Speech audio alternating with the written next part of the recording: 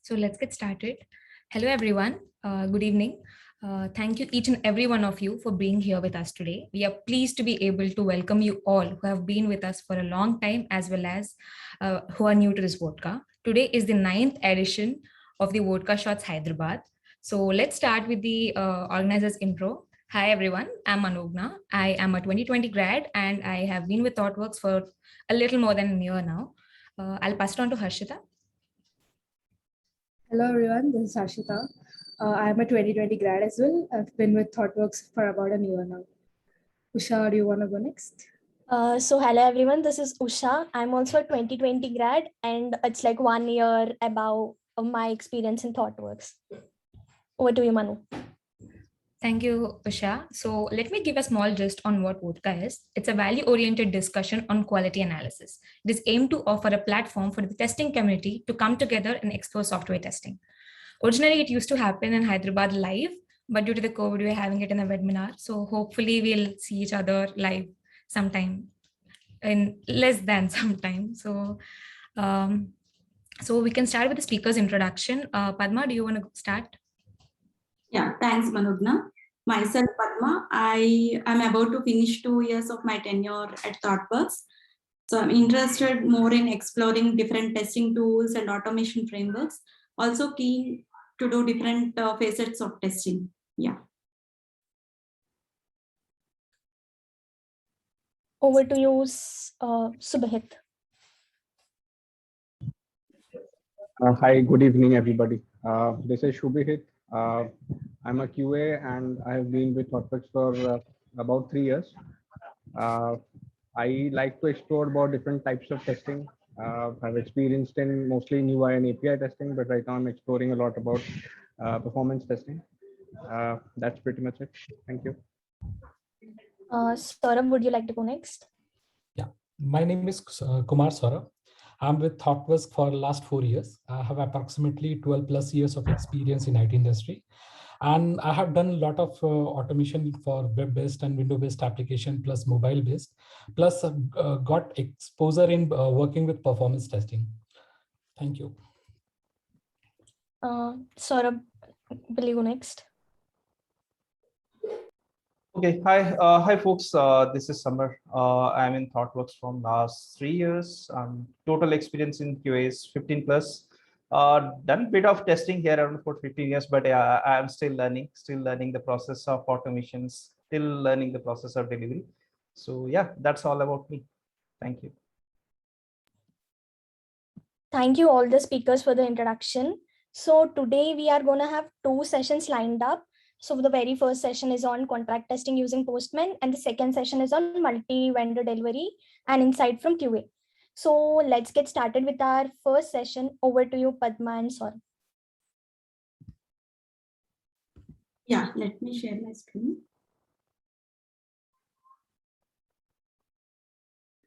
I hope my screen is visible. Yes. Hello, everyone. My name is Saurabh, and me and Padma today are going to talk on contract testing using Postman. Next slide. Okay, the agenda for this talk is why and what is contract testing? How do we do contract testing via Postman? Integration with the Git pipeline, along with some of the scenarios and demo.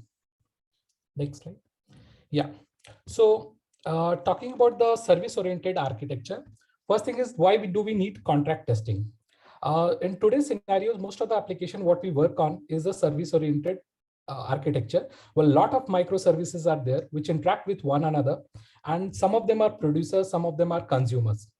So as we can see in this diagram network mesh, that take for example service 2. This service 2, which is a producer, service 7, service 6, 1, 3, and 5. These are the consumers of service 2.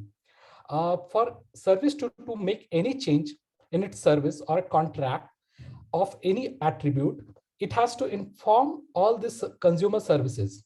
If service 2 failed to do so, all the existing APIs which are using those consuming those APIs will fail. So the overall meaning of contract testing that we basically communicate it very well to the end consumers beforehand so that they can make changes accordingly. Coming to the next slide. Yeah, this is the real-time example of Amazon.com and Netflix, how the service-oriented architecture or the microservices producer and consumer look like. As you can see, if someone tries to make a even the smallest of change in any of the service, how complicated is to understand the overall architecture, what all consumers will get impacted, what all consumers is contracting, what all attributes. So in today's session, we'll try to understand these things. If suppose list of attributes are there, out of those, some of them are getting impacted, some of them are not getting impacted, how to identify those attributes, and then how to write some contract tests so that we get proper communication. Okay. Yeah, this is a very basic diagram of a producer and a consumer. On the left-hand side, we have a producer service, and the consumer A, B, and C is consuming that service via contract. So in this case, what is happening? Suppose we have like defined a proper contract between A and B. This contract has to be published in a common place, which is visible basically to A and B both. So this is a relation between producer and consumer. Over to you, Padma. She will continue. Thank you, Saurabh. So now we got a fair understanding like what is producer, consumer, and how they interact, right? So let's go to our next step. Now the producer team decides to rename a particular attribute. Basically, they are changing the contract. Now what they do is they make the changes, they test it in their environment, and they feel that build looks good. So they go ahead and deploy it in the integration environment. Somehow they miss to communicate to the consumers about the changes they have done. So what will happen? We see integration failures. So all the consumers which are using that attribute that got changed, they start failing. And here the cost to fix an issue in the integration environment is always high when compared to the earlier phases of development, right? Also, it affects the timelines of the deliverables. So I'm sure like most of you has faced this kind of issues during the integration testing. So how to avoid it? Better communication and know your customer. So we need to communicate, the producer team has to communicate to all the consumers if they are making any changes. Assume that you are from the producer team and there are hundreds of consumers which are using your service, right? Now your team is changing the name of an attribute or renaming it, something like that. So your team right here has a burden to reach out each and every consumer of the change which you are doing. Again here, some of the consumers might not be affected at all because they might not be using the attribute which you are changing. So what we see here is there is a redundancy in the way we are communicating to the consumers. Yeah. So there should be a smarter way to deal this. So better way to deal this communication is to communicate only those consumers which are using that attribute. And if you feel that none of the consumers are impacted because of the change, you can skip the communication completely. So how do we do this? We can do if we know your customer well. Knowing your customer means as a producer team, if you have the information of each and every customer on what all attributes they are using, you can know like what consumers are getting impacted, right? So by doing this, what are the advantages which we get? So the producer team upfront knows what kind of issues can come in the integration environment, and they can collaborate to those respective consumer teams, right? It also gives more confidence of the producer on the build before even going into the integration environment. Now, it sounds good. So how do we do this? By contract testing. So contract testing is basically an approach to ensure that two services which are communicating with each other are compatible or not. So most of you have explored and known about this well-known framework called PACT for the contract testing. So in PACT, actually what happens is both the consumer and the producer, they are tested independently. So the consumer writes the test on how it calls the producer, and they run it on the mock server, and the packed file will be generated. That packed file will be shared to the producer, and the producer gets the packed file from the different consumers and run it on their mock server. Yeah. So here what we are doing is we are not only validating what the producer is returning, we are also validating how the consumer is calling the producer. But in case of Postman, which we will see in a while, we just test how the producer is returning the response, and we won't be able to test how the consumer is calling that. So this is a limitation in the Postman. And in the implementation perspective, so for the packed, we need a coding effort, and also the packed broker and all those things should be set up in each and every consumer, right? But in case of Postman, we don't need coding, and it will be very minimal if at all it is needed also. And for the collaboration perspective, since the implementation is easy, in the Postman, the collaboration is also simple. The consumers just need to share the Postman collections with the producer. And in case of the pact, what happens is, as a producer, you should mandate all the consumers to invest an effort to write the pact code and then share the pact files, right? So this is some of the metrics.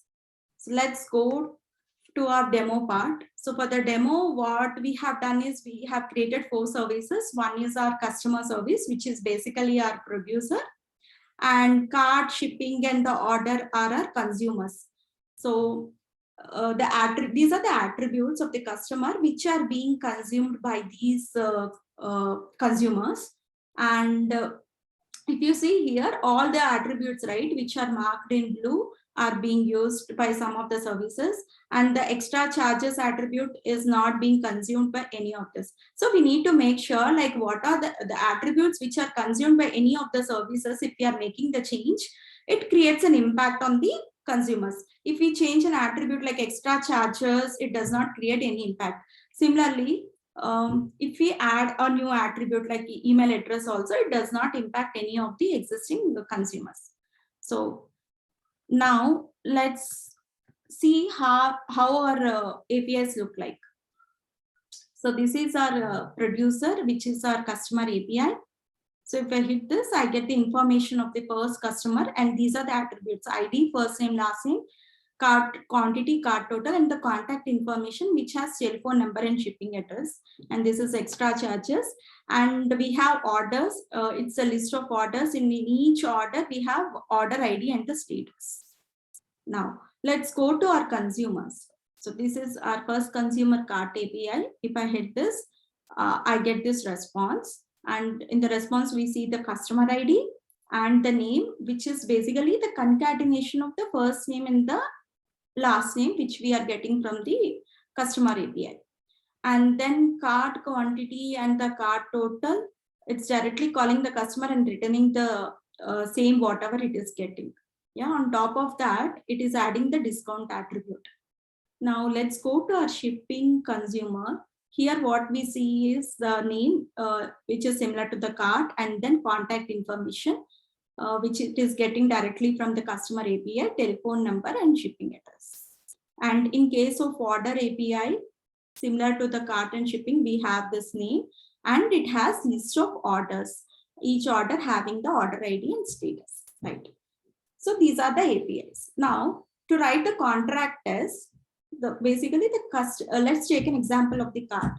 So cart API, what it expects is, it is expecting the first name, last name, cart quantity, and cart total. So we should write the test that validate that these attributes are coming from the response of the customer API, right? So for that, I have created one more request. In this request, what we do is, the assertions and all the tests, we write it over in the test tab. So in the test tab, if you go here, this is a test tab. Here the first one, what we are doing is, we are asserting the response code, whether we are getting 200 or not. And then we do the schema validation over here. So in the schema validation, the first is the type object. because the body which we are getting from the response of the customer API is a JSON, right? So that's the reason why we keep the data type of this is object. And then inside the properties, we mention all the attributes with their data types. So these are the 4 attributes which we are expecting, and these are the data types of each and every attribute. And there is something called as required. In this array, we mention all the mandatory attributes which we are expecting from the customer API. So this is for the mandatory attributes and this is for the data types. And then finally, what we do is we validate the schema. So if I hit this, what we see in the test results, we see 2 tests has been passed. One is a status code and the other is schema. Now, if I go and change this data type, we see there is a failure, should be an integer, right? Again, if I change to a different name, first name, what we see is we have a required property first name. So that is not, it is not finding that attribute in the response body. So this is how the schema validation happens. Now let's go to our second consumer, which is shipping consumer. So in the shipping consumer also, like a cart, we have written a test to validate whether the status code is coming 200 or not. And then the type is an object since the response is an JSON object. And then these are the 3 attributes which we are consuming from the customer API from the shipping side. One is the first name, last name, and the third one is the contact information. So we write the data types of this, and again in the required array we mention all these 3 attributes. Now here the contact information, right, what we are getting in the response, it's a JSON body. It's not like a string or integer. So for that, what we write is the type as object, like how we have written for the response body over here. It is similar data type. And inside the contact information, what we are expecting is telephone number and shipping address. It is like a nested validation which we are doing. So these are the 2 fields which we are expecting. And again, we mention here the data types. These are the 2 data types. So if we change anything over here, it will start fail. So let me hit this first. We see in the test results, both the test has been passed. Now, if I change this attribute, it will fail. Now let's go to our last consumer, order consumer. So in order consumer also, similar to shipping and cart, this response code we are validating, it is type object. And then the properties, what we are expecting from the customer API is the first name, last name, and the orders, right? So all this we need to mention here. And then in the orders is basically is an array, right? What we are getting is an array. So we mentioned the type as array, and each and every item, right? So let me show you. So each and every item in the array is a JSON object again. So we write here the JSON object. The items type is JSON object, and these are the required parameters which we are expecting in each and every order ID and status. Again here, like we have done for the other JSON object, we mentioned the properties, order ID and status. So now, for these tests to run in the command line, we have a Newman runner. So the Postman request can be run with the help of Newman runner. So for that, what we need to do is we need to export this collection and save it.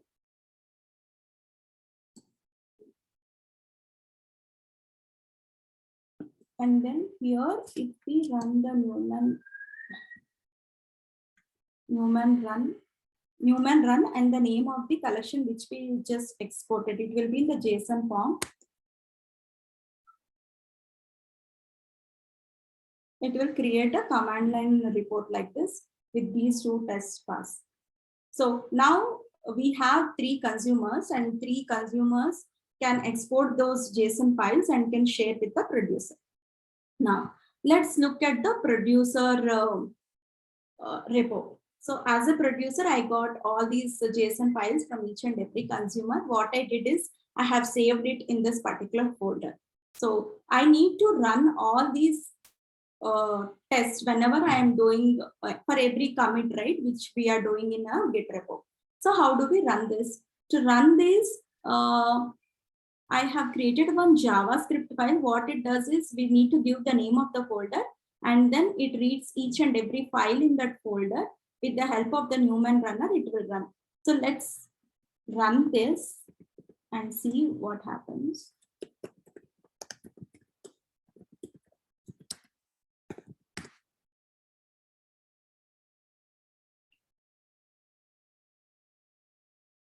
You see all the tests, right? For the shipping, cart, and the order, all the three tests, order consumer, shipping consumer, and cart consumer tests are run. And we get a report for each and every consumer.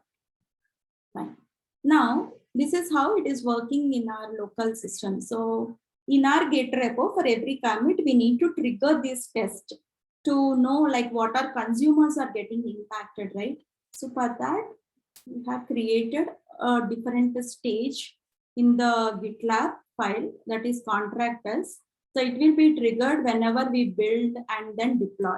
So in the contract test, what I have mentioned is I'll get all the images which are required to run the Newman runner. And then finally, I'm running this with the help of this command, which we have run just now in the command line. Yeah.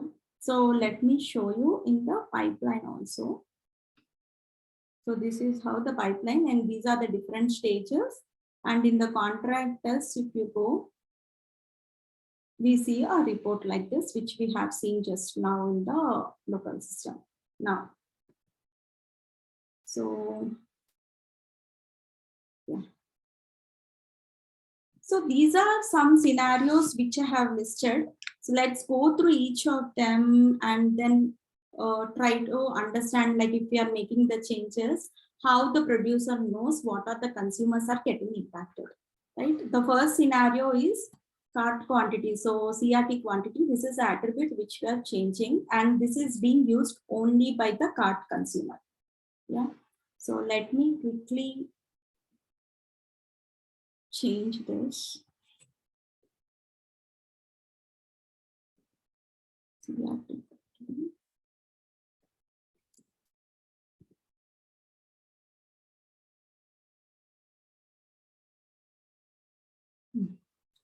So before changing this, I'll show you how the API response is now.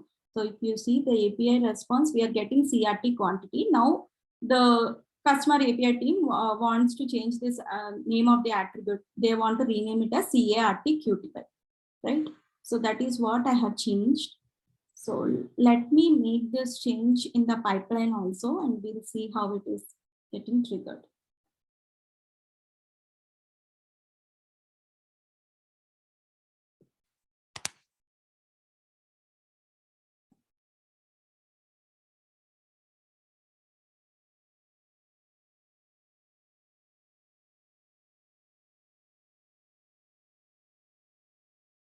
Okay, this will take some time. So we will see how it works in the local system for now.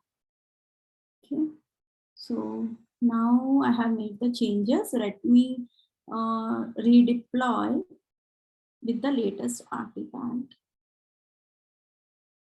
Okay, I'm pausing this, creating the new package.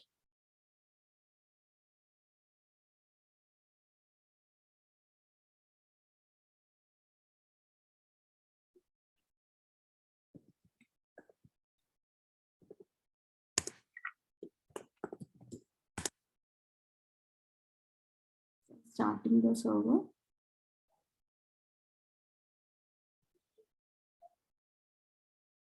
Okay, server has started. Let me hit the save here. We see the name of the attribute has been changed. Now let's run this test.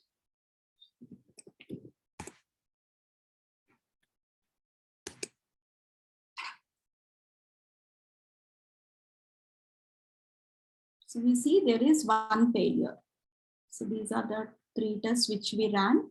And this is one of the tests has been failed. And here we can see should have a required property CRT QTY. So it is expecting this attribute which is not there. And the consumer which got impacted is this one, card consumer, right? So now what happens is we need to collaborate with the card team and give them the heads up. Okay, this is an attribute which we are changing, which can affect your customer API, right? So this is how this contract does help us. Now, let's check if the pipeline has been triggered or not, has completed or not.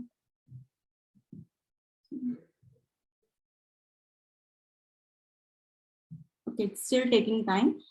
So meantime, we can check the other scenario. So this is like changing an attribute which affects all the consumers. So the attribute which we are planning to change is first name. So here, if you see in the customer API response, this is the attribute which we are using in all the consumers for concatenating, for getting the name. We are basically concatenating the first name and last name, right? And the spelling is not wrong. So the customer team wants to change that. So let's do that. So let me revert these changes back.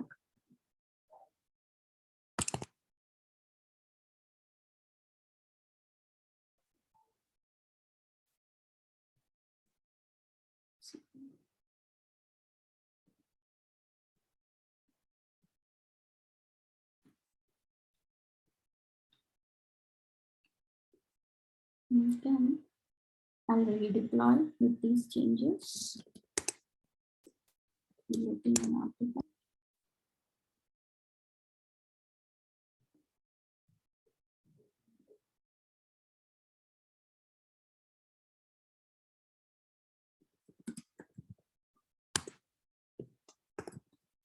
Service.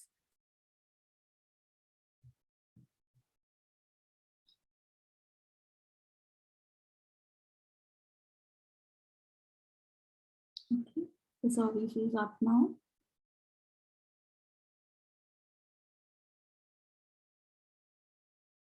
Okay, it is not reflecting the change. Okay, it hasn't replaced. Sorry, it hasn't replaced.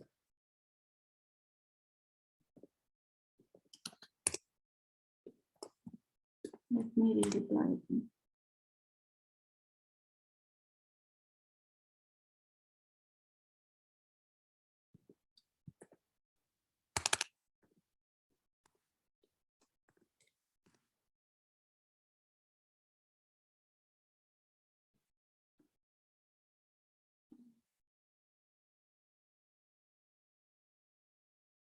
Okay. Okay.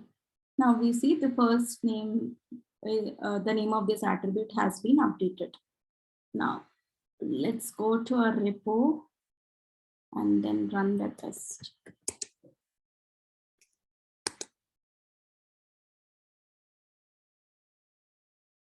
We see all the consumers right here got impacted with the change which we need to do.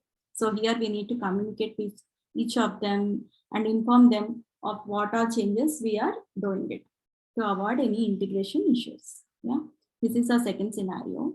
And a third scenario is changing an attribute which is extra charges. So here there is an attribute called extra charges and none of the consumers are getting impacted, right, with this. So okay, let me make these changes also. I'm reverting back the previous changes which I have done. Now I take this attribute extra charges.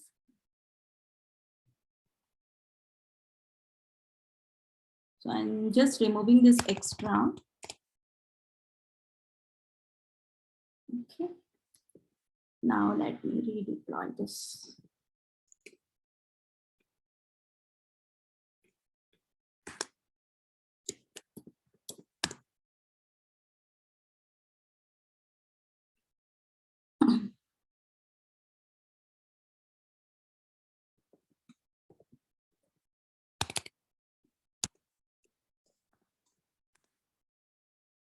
starting the server with new changes.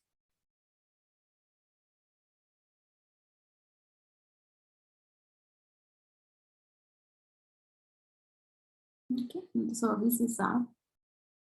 I hit this, we see there is a change in the charges, right? Now, if we run this, if we run these tests, we don't see any failures. So all the tests will pass. So we can skip the communication here, right? Completely with the consumers. There is no need to inform them of the changes which we are doing, right? So these are the three scenarios. So let's look at our pipeline. For the first scenario, which we have done, it should fail for the cart consumer. Right? So here, if you see, the first one has been failed, and we see here whatever we have seen in the local system, like it should have the required property cart quantity, and it has failed for the cart consumer contractors. Yeah, this is how contractors comes in handy to avoid any integration issues and also for the better collaboration. Yeah, so this is what we have, and I have attached references of the contract testing schema validations and the Git repo which I have shown you. Thank you. And if you have any queries, we can discuss.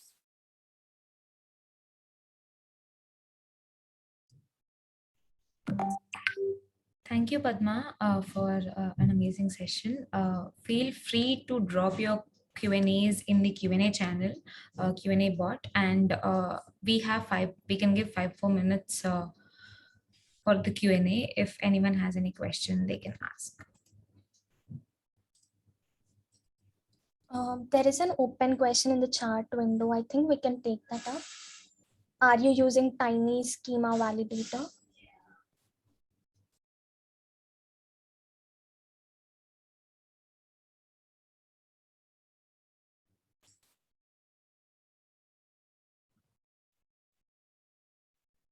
Padma, you're talking on mute. Oh, sorry. So I'm not aware of this tiny schema validator. I was just checking like, okay, this is an attribute which I'm getting. I need to validate whether the data type is correct or not. So not aware of this, Pradeep. But there are some tools also which I have explored in the internet. Like if you give the JSON body, right, you can get the schema validation completely.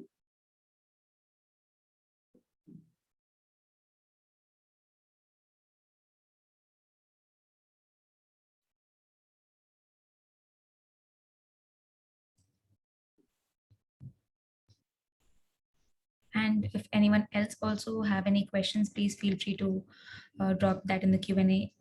We can help you clarify the answer. So we can take a 5-minute break. After that, we'll start a session at 7:10. We'll start the second session at 7:10.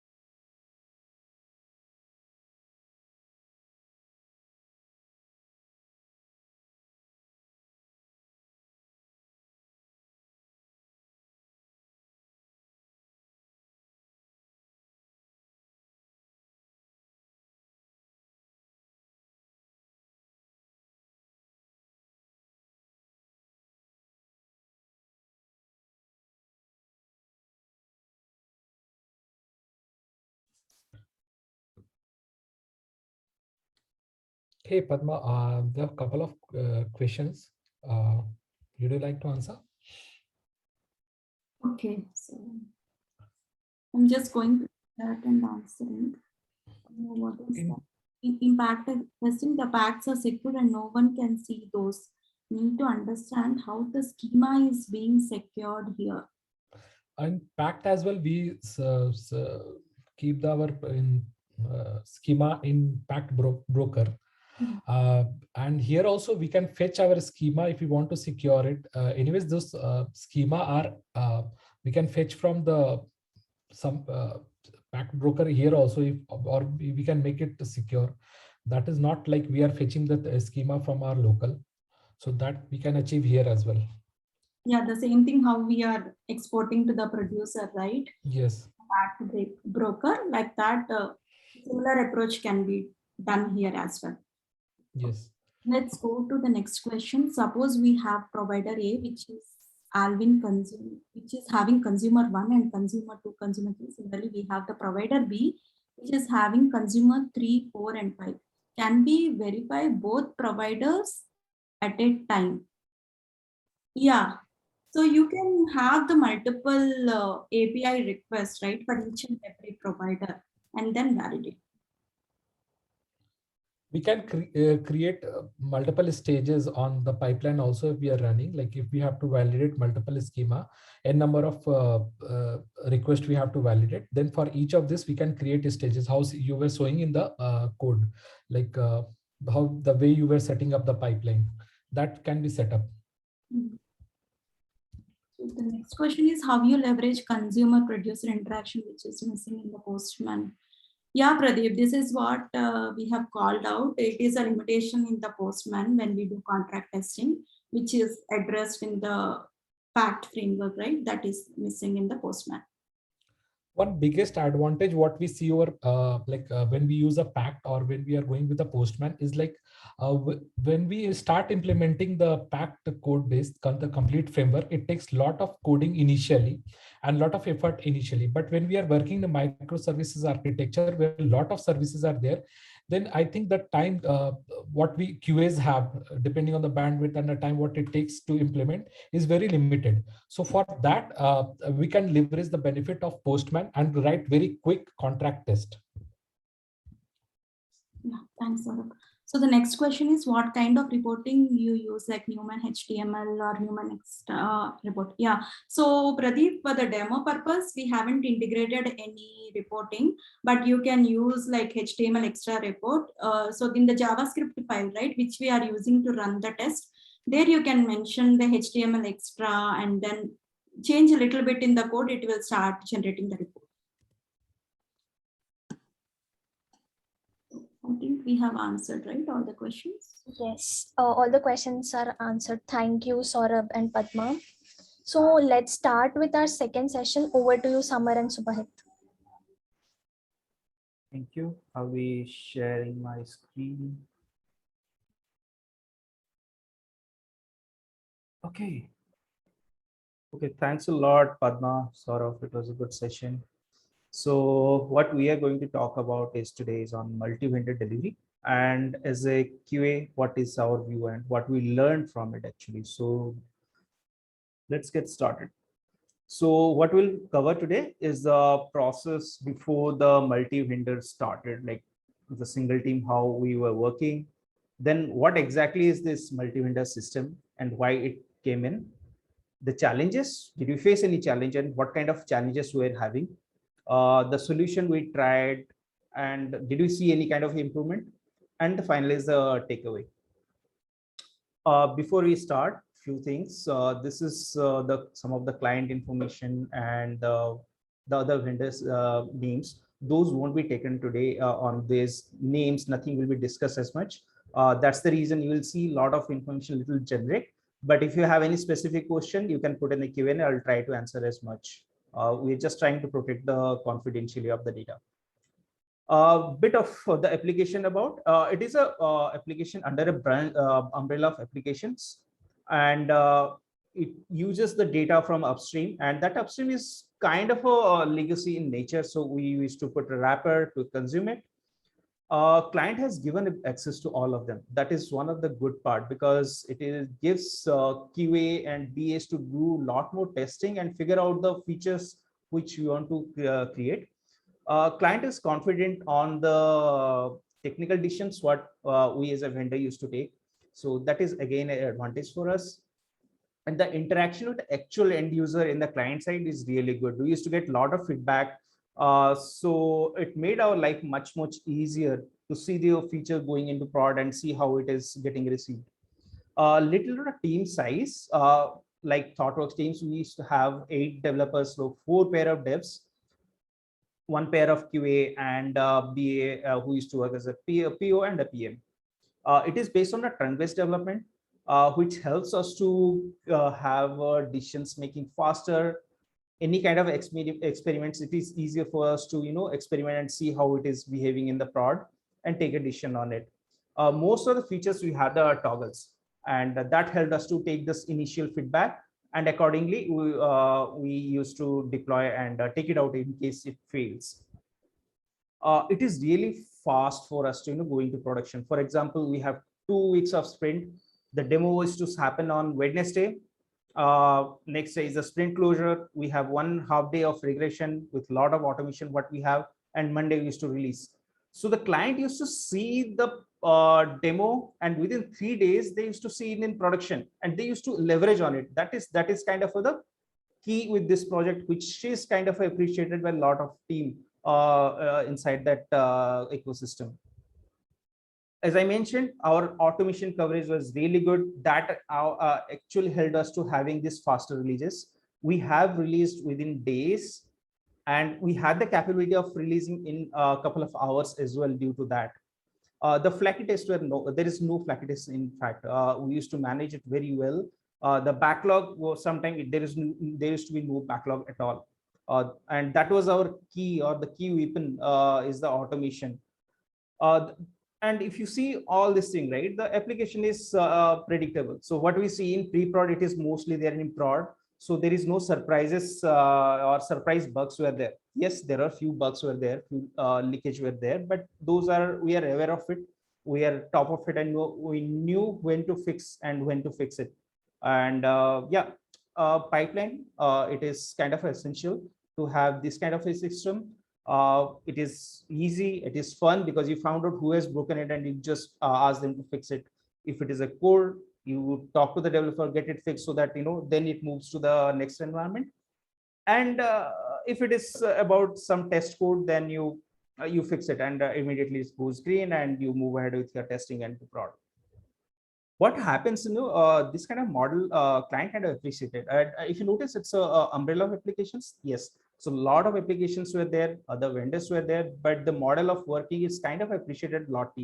This trunk-based development compared to branch development, you see things faster, and that's the reason client was happy, and the model is something well appreciated by other teams. And what it happens, your QS gets a little bit more time to spend time on innovation. We did a lot of innovation of utilities and everything in central repo, or the central repo of automation. And that was getting used by more than like 12 to 14 teams. So that is how it was when we started the project. So, okay, why this multi-vendor, right? So multi-vendor is when you have teams from different organizations. When multi-vendor comes in, let's go back to the example of e-commerce, what Padma is given, right? So you have a store, you have a order management system, then you have a billing system, and each vendor team, right, from different organizations, one can have a store, one can maintain the billing, and then the order management. It's the time of integration, probably you discuss the contract and those things. Here it is fine, but the problem is, if it is single code base, is multi-vendor possible? So that's where this multi-vendor concept come in, having on a single code base. So why it happens? Consider the first factor is the cost. Imagine a client having multiple vendors in premises already, and they want to put a force into a single app because they see it has a future and they can maximize their profit. So they immediately want to have the same set of people who are there. So without any additional cost, they're able to pull people into one project. it is helpful for very client because they did not to do much of the management on the cost side. It is very easy. It is really fast. You can put people in because they have the access to all the system. They know what are the tech we are using. And also they're aware of the management hierarchy, how we need to manage in the premises. Having an additional workforce is will give you a lot of new ideas. Also, one more thing is, suppose you want to ramp up early with new additional people from bench or recruiting. It is expensive, it is time taking, but you have vendor teams already inside premises. You don't have those kind of issues at all. So at the end, you want to have more productivity, and that is where the whole intention about having a lot of multiple teams for a project. Now, the final point is, you want to have the new team to take over, but there is no time limit is there. Reason is this app is already in production and it is doing well. It is where you want to maximize your profit, but you want to put this core team who started first into a different project in a later time. You want this practice, the delivery as it used to happen with the new team, so that you want to give a long time, so it could be 8 months or 10 months or 14 months. You want to see them to take it slowly, and you take the initial team out slowly, it goes ramp down. So somewhere this is where our situation was there. Okay, so you see this superhero stories we heard from, one from DC, one from Marvel. They are from different organizations. They come with a lot of their own skills. They have their own strengths. But do you really see them together in SP? Not always, because it might not work, because different organization, different way of working. And when we heard that, we have to retain the same trunk-based development, we have to retain the same pace of working or the velocity of the development and the delivery with the two teams, the ask from the client is something, I would say not something unexpected. It is expected because they see the growth and they want more people in. So does it pose us any challenges? Let's see. So I'll let Subhi to take it forward from here. Thanks, Amma. So with respect to challenges, the funny thing is that obviously there were quite a few challenges and some tricky waters to navigate for us, and all the more learning for us all that time.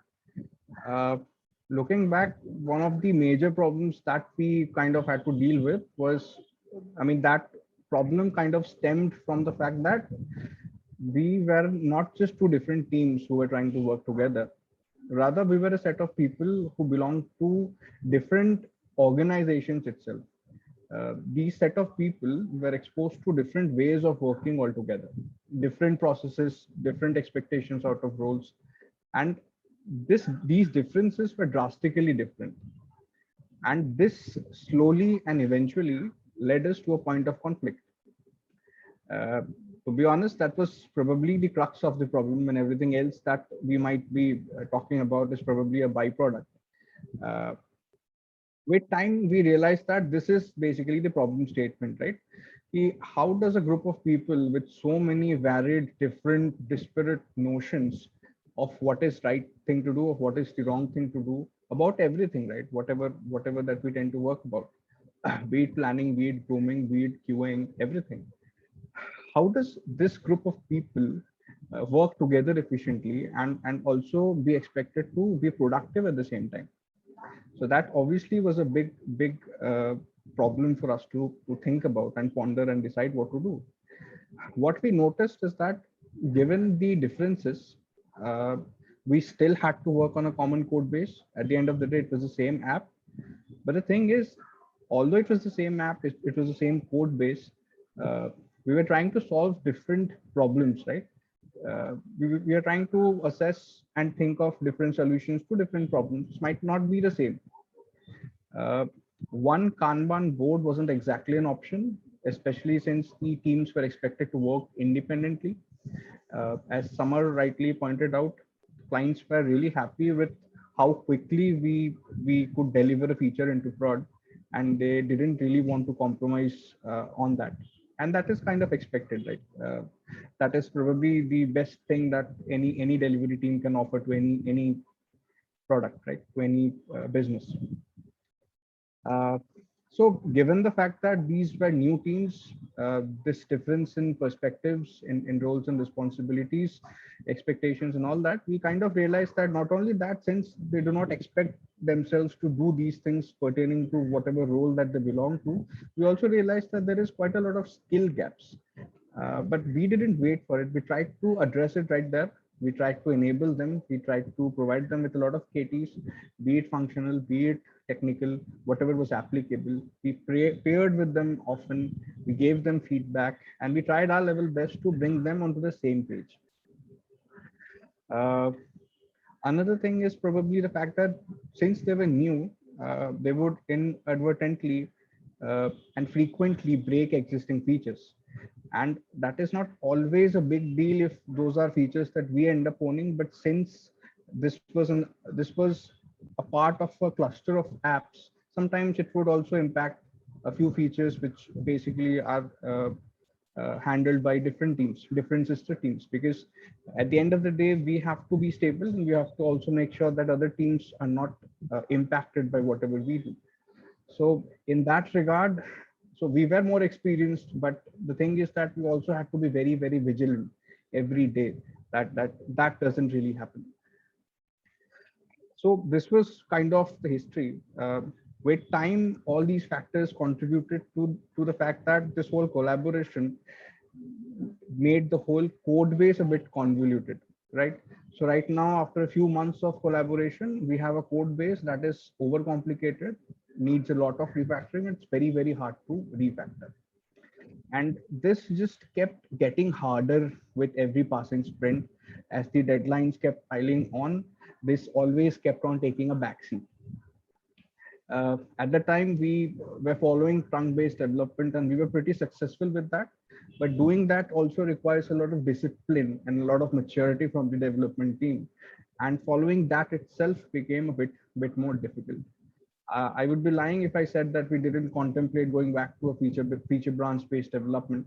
That was also something that we had in the back of our mind. So eventually, all these things cause problems with respect to releases, right? That is the end game.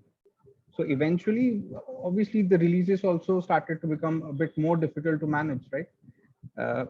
Each team wants to deploy as soon as they can. And every time team A has to deploy something, QAs of both the team have to be employed to run some regression. And that would take place multiple times in a sprint, in fact, even in a week. And that would affect QAs from both the sides. And even the larger QA team, which belong to a lot of dependent teams, right?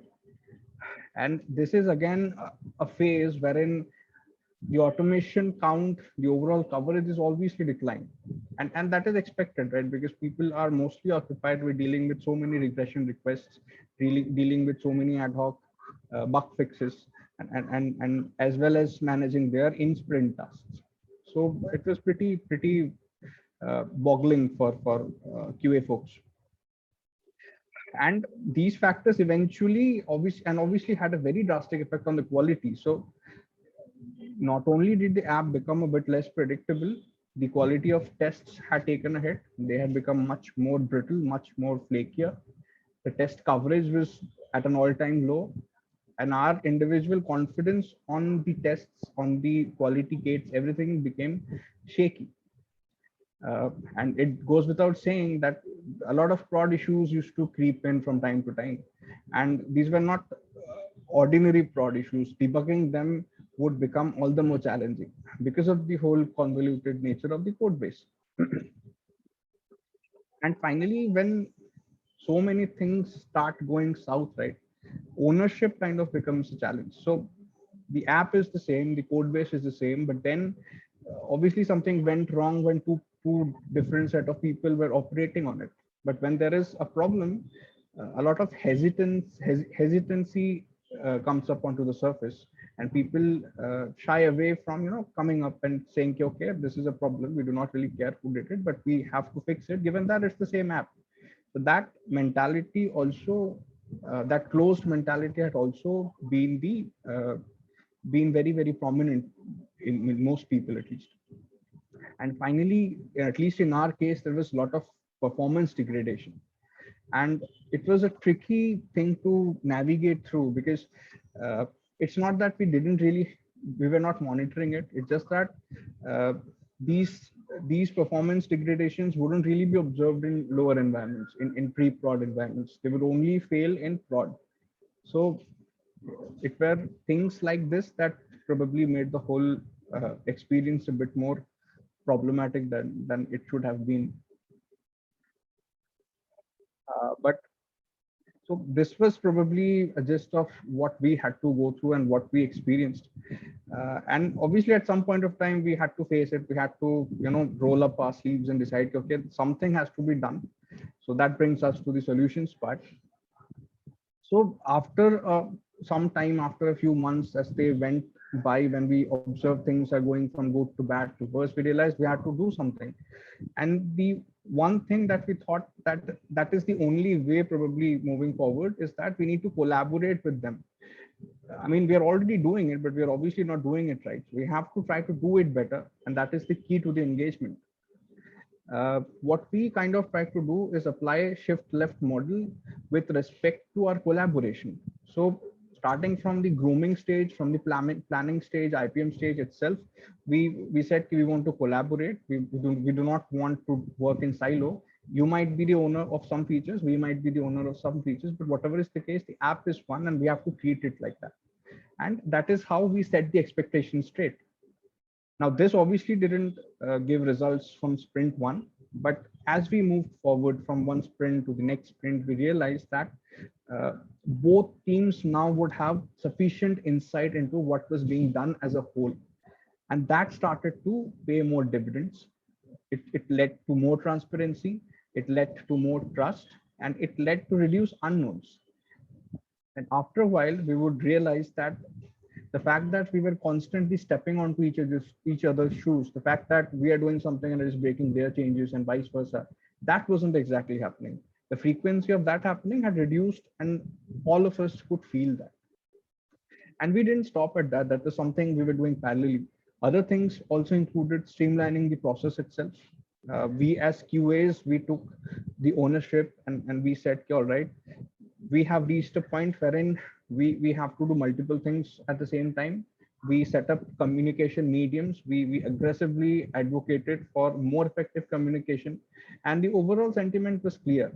We are dealing with a lot of unknowns. And the first thing that we have to do is seek help. And over communication has never really hurt anyone. It might not be the best thing to do, but right now that is probably what we should do. Then we shifted our focus to quality gates in CI/CD. We pushed for more stricter pipeline etiquette. We said there should be more power to QA. So even after a deployment to dev environment, whenever there would be some failures to smoke tests, be it at the API, be it at the UI, we would say we will not really take it forward. We will see, we will investigate if it's due to an actual bug, we'll like the bug to be fixed. Else, if it's a problem with a flaky test, we want to fix that before taking it up. Similarly, with respect to bugs, we also paired with them. We said, just giving what exactly is the issue and how do you reproduce it is not enough. We need to figure out when was this introduced, from which build onwards. How do you go to GitHub and figure out who the author was? Also to understand how do you see the logs, basically how to capture the details from any log aggregator that you're using and utilize that, help your developers to figure it faster. We realized that this delta with respect to what we're trying to do, so they are going in north, we are going in south, it's not going to help. So we said, let's sit together, let's define, let's document, and let's agree upon what we have to do, be it with respect to tech strategy, be it with respect to test strategy, with respect to bugs, with respect to anything really. And from the QA side, the release cadence was really hectic. We were doing probably a release every 2-3 days, and without a lot of automation, it had to be done manually, and that was a big struggle. So we said, right now the need of the hour is to set a strict release cadence, bring in more discipline with respect to that. The following slides perhaps gives more light into what we had in mind. So basically our sprint looked like this. So it would start on a Thursday, and that is when we would also do some regression. And so at least Thursday, Friday, Mondays, we would reserve for some regression, and we would say, okay, the following Tuesday is when we should be good for a normal release, wherein you can expect all the features that we did in the previous sprint to be released. And with respect to hot fixes, if it is required, we'll give you 2 specific windows within a sprint wherein we can take it up. Not no more, no less. If it is not required, well and good. If it is that, then that is the window, and that is something we cannot compromise on. This is an example of a calendar that we had created, wherein this is something we would set up in advance, wherein we would say, okay, for the next month, a month from now, sprint n+1 and n+2, these are the probable release days. So please plan your communication accordingly. It is very, very hard to take any delta and any defines from this plan. We came up with this shared calendar. We came up with a lot of wikis.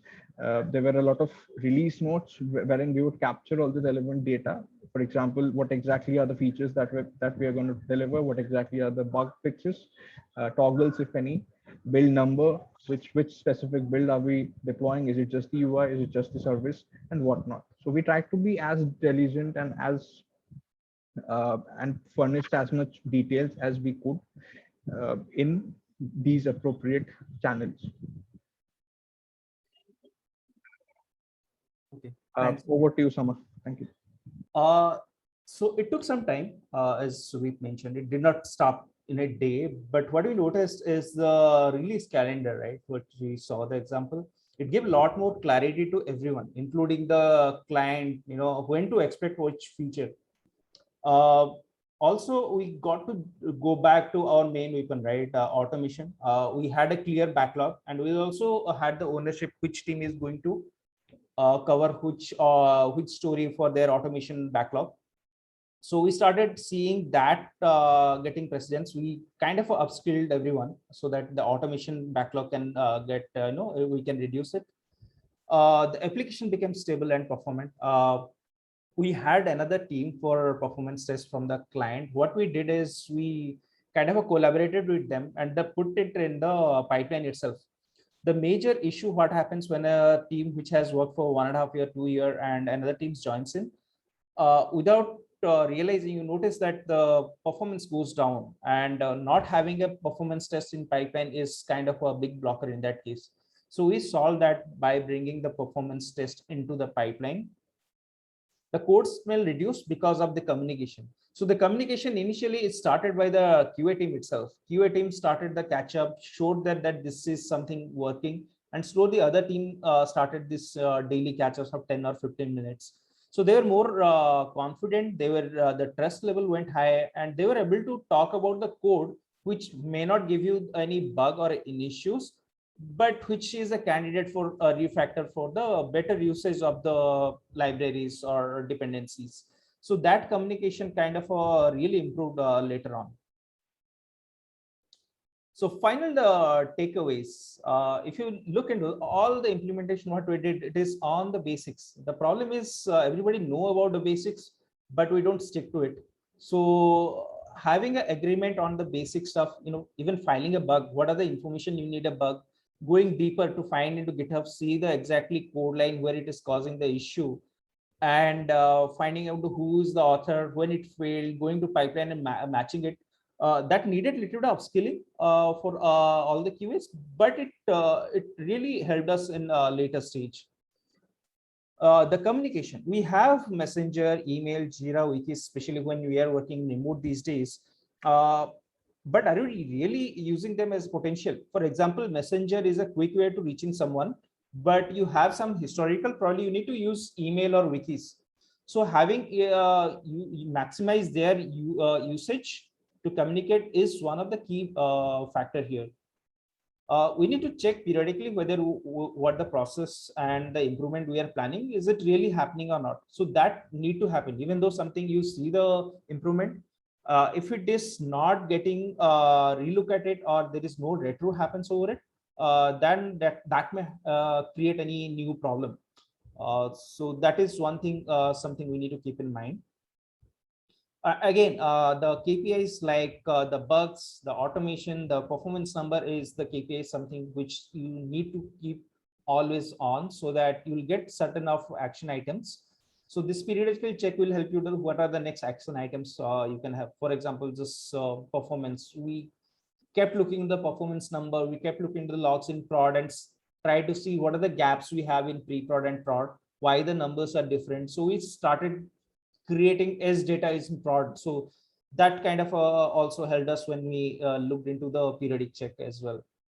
And all this is what you are doing, right? We need to keep the client in loop because some of the major decisions, some of the it involves external teams who work along with these apps. So we need to keep everybody in loop so that the decision which are made are easier to process later on as well. So yeah, that's kind of a journey what we had. Yeah, that's the end. There is a one link probably when you get the slides, you'll have some reference to on multi-vendor transformation. So how it happens, it is mostly towards a little bit on a high level, mostly on program side, but something will help you to understand the multi-vendor transformation. Yeah, if you have any question for us.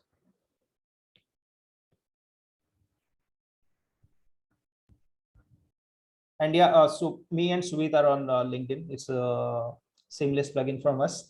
Do reach out to us LinkedIn, and we are kind of active on these things. If you have any question, you can always reach out to us on anything on process or automation as well. Thank you. Thank you.